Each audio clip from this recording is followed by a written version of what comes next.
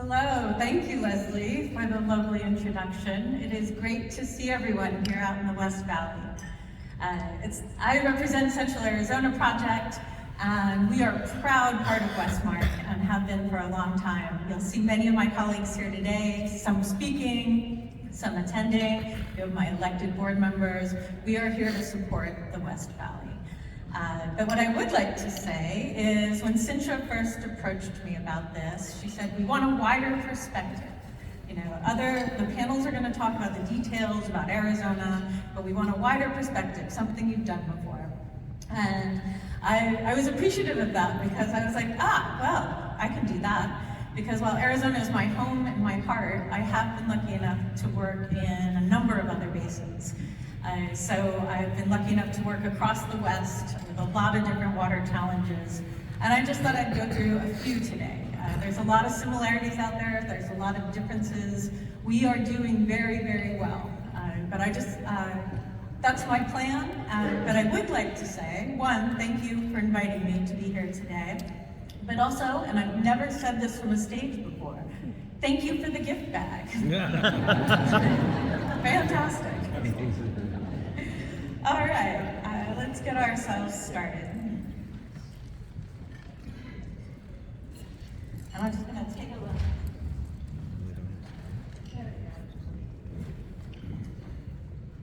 All right, so my plan was to pick 3 large river systems in the western United States, let you know a little bit about what's going on with them, and then make some comparisons back to us. Here we have, across the western United States, we have the Colorado River Basin, we know it well. We have up in the northwest, the Columbia River system. And across the river to our friends in California, we have the Sacramento River system. All some alike in many ways, all dependent, millions of people depend on these rivers. Economies depend on these rivers. Hydropower provides the backbone of the economy in many of these river systems. So we have a lot in common, and we should probably think about our neighbors. All right, so this is our home, right? This is the Colorado River Basin. It flows over 1,000 miles through 7 states, 2 countries. It serves 40 million people in those 2 countries, including 2 states in Mexico. We have over 30 tribes, part of this river basin, and we serve about 5 million acres of farmland.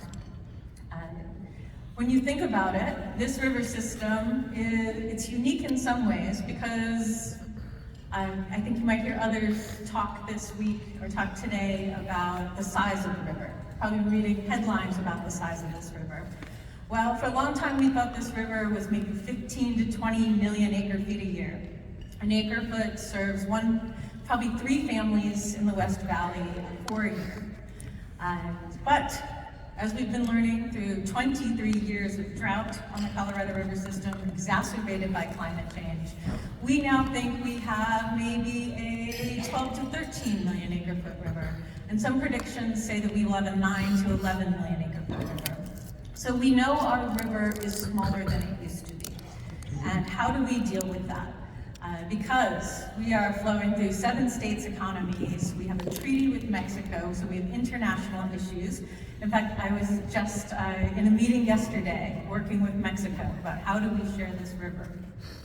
And we have an incredible legal system that has been built up around this river.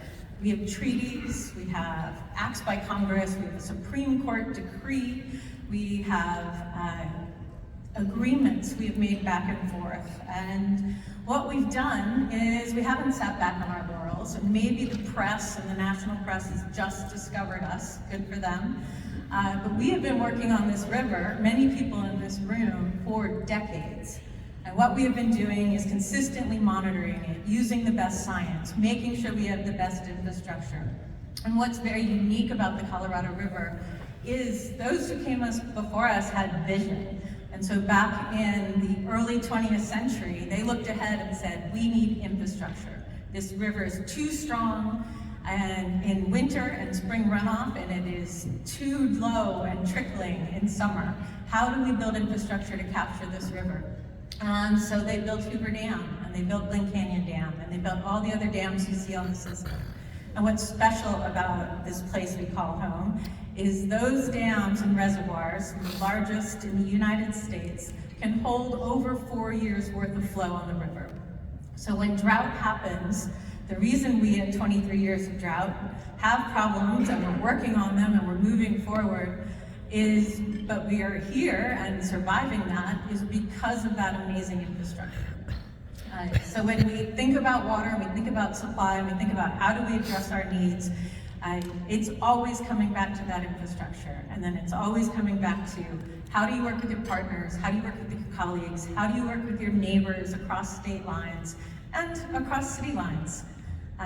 For example, Central Arizona Project brings in our better years, about 1.5 million acre feet into the Central Valley, down to Tucson. So everything from the West Valley, East Valley, Phoenix, Pinal County, some agriculture, down to the Tucson area. And that has been an incredible backbone, an economic backbone, an infrastructure backbone for our communities. But what do we do when there's less water in that system? Well, let's move on and talk a little bit about how our neighbors have done that. So, the Columbia watershed. Interesting, the Columbia watershed, the river flows for over 1,000 miles through 7 states and 2 countries. Sound familiar? There are 14 federal dams on this system, but 2 of them are Bureau of Reclamation, that's like Hoover Dam and Glen Canyon, but 12 of them are Army Corps of Engineers, and this is an incredible hydropower system. This hydropower system was built in time to help us win World War II, but since then it has made the Northwest an economic powerhouse. But they have a river that is 10 times the size of the Colorado River. So you may ask, what kind of problem can you have if your river is 10 times the size of the Colorado River? And unfortunately, they've had many problems. And they generally center around a few things. One, they do have drought, like we have drought. They're not in the same way. Their major issues are often flooding and the hydropower system. But they have not been able to get ahead of their environmental issues. So on the Colorado River, we are very proud. Back in the 1990s, Arizona water users, along with those in California, Nevada, the United States, they started negotiating. And they negotiated for 10 years to come up with something called the Habitat Conservation Plan. And that plan gave us 50 years of certainty. We are going to invest in habitat, we are going to invest in species, and we are going to make sure that any threatened or endangered species not only are doing well and improving, but any of those species out there that might be in trouble, that we look ahead and we say, hey, the habitat's been compromised. We need to work on this. And this incredible plan came together in about 2005. I was a Senate staffer at the time and got to help on that from a distance. But it was Arizonans looking ahead and saying, we need to get ahead of our problems. We're not going to wait till that problem's right upon us. We are going to get ahead of our problems. And in the Columbia River, it is not easy because they have salmon. And salmon are the tribes in their system, many tribes depend on fishing rights, depend on that salmon for their economy, for their religion. And when you have 14 dams blocking the passage of salmon moving upstream, you have some environmental issues. So they have many times tried to get ahead of their problems, but they went into litigation in the 1990s, and they have been in litigation ever since. That is something we have avoided on the Colorado River. But in the Columbia, that means if you want to release extra water, or if some of your farmers are being cut off because there's a low supply that year, you go to a judge, and that judge decides what's going to happen. It takes away your certainty, it takes away your predictability, it takes away your ability to invest because you don't know what your water supply will be year to year. So the Columbia River, and here, let's go forward along there. They have many issues, just like we do. But I will tell you, the smartest thing we have done in the Colorado River is get ahead of our issues and work with our partners. So we aren't suing each other whenever possible. Sometimes you have to go to litigation, but whenever possible, we're not suing each other. We're making sure that our fish and our birds and our critters they have habitat, they're taken care of, they're invested in. We make sure our infrastructure is strong. Just kind of luck from those who went before us. The Mexican treaty with the United States that we are part of is perpetual. They signed it back in 1944 during World War II, and it is forever. It's very innovative in that you can make small changes and you can move forward. We have continuous negotiations with the United States and Mexico. But on the Columbia Treaty, they put a termination date on there. And so they have to go back and renegotiate with Canada. And they started doing that in 2018, but it adds to that uncertainty, right? Because they have been negotiating for 5 years now, and they don't yet have an answer to how are they going to work with Canada. Important issues, important to be thinking about. I make sure.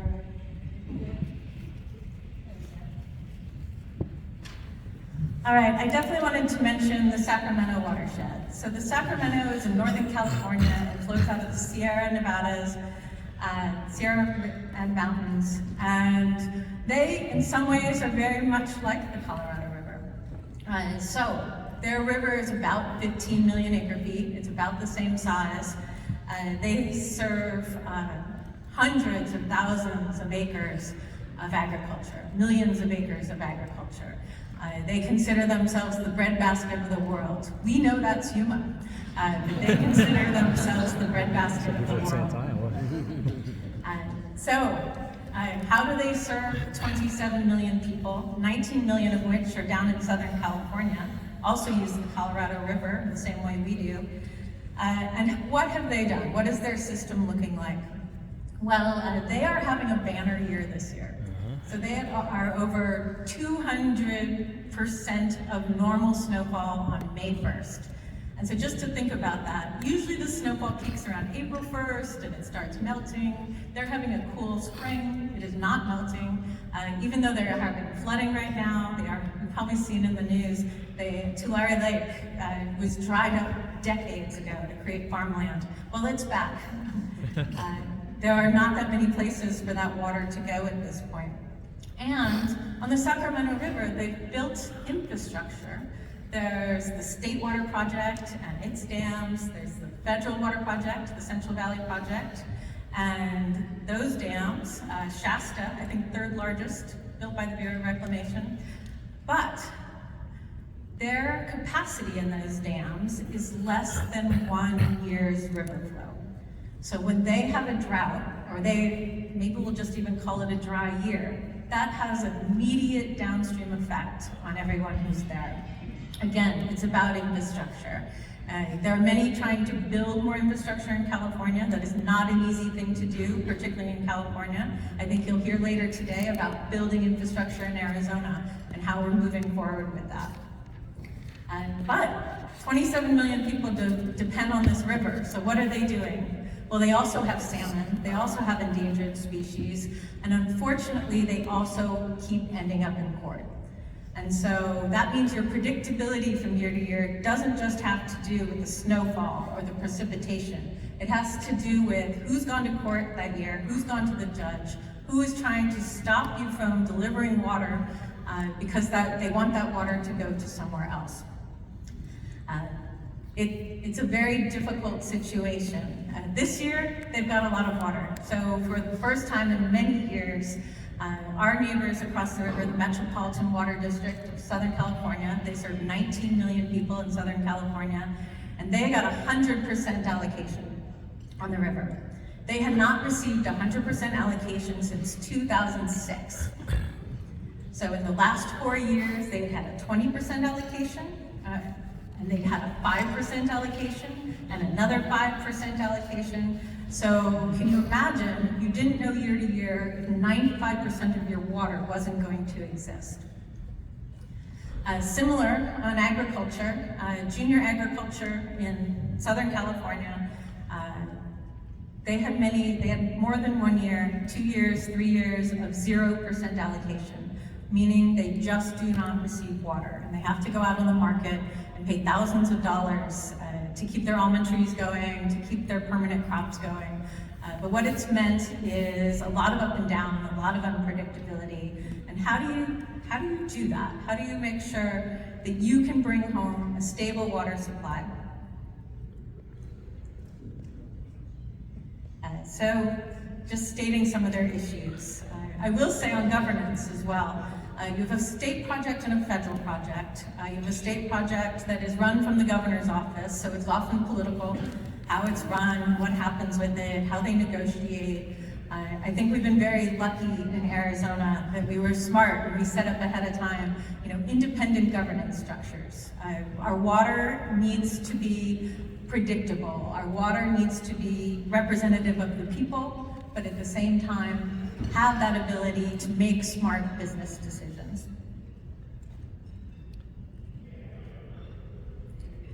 So here we are in the West Valley. And many of you received your water from the Central Arizona Project. Just for a little bit of background, we are the 336-mile canal that runs from the river, ultimately is pumped up 3,000 feet to get us all the way to Tucson. We are often one of the largest energy users in the state, and that's because it takes a lot of energy to move heavy water uphill. At the same time, it's that infrastructure, right? It's that planning ahead, because our system was built, they built it oversized to create flexibility. And that flexibility allows us to pump in winter when energy prices are lower. We save that water in Lake Pleasant, and then from Lake Pleasant, we can deliver it by gravity in many times, or uphill to Tucson. But it's been our way of managing the cost of water in the state of Arizona, and it's been our way of being flexible, being able to move more water supplies. And when we look ahead, we know this artery that runs through our state is going to be so important to how we look at new water supplies in the future, how we're more flexible about moving around water supplies in the future.